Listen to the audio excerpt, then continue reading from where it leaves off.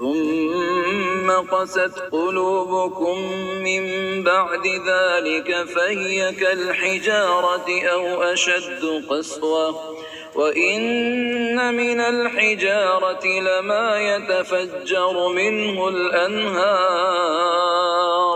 وإن منها لما يشقق فيخرج منه الماء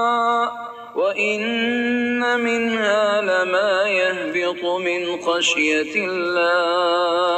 وما الله بغافل عما تعملون۔ اس سب کے بعد تمہارے دل پھر سخت ہو گئے،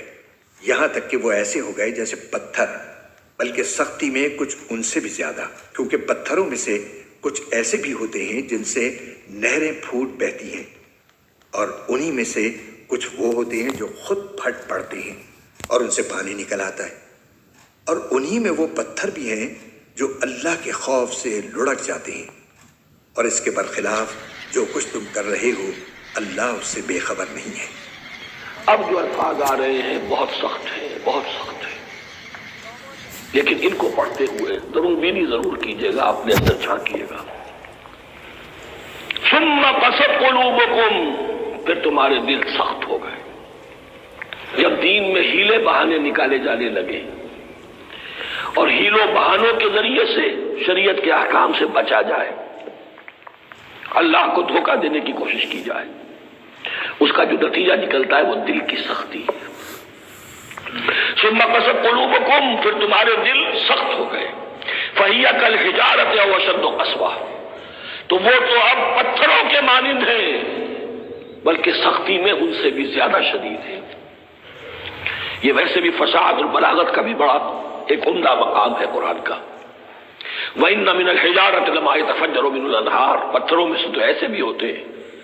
جن میں سے چشمے پھوٹ بہتے ہیں۔ وَإِنَّ مِنْهَا لَمَا يَشَقَّقُ فَيَخْرُجُ مِنْهُ الْمَاءُ، اور ایسے بھی ہیں جو شق ہو جاتے ہیں، پتھر چٹانے،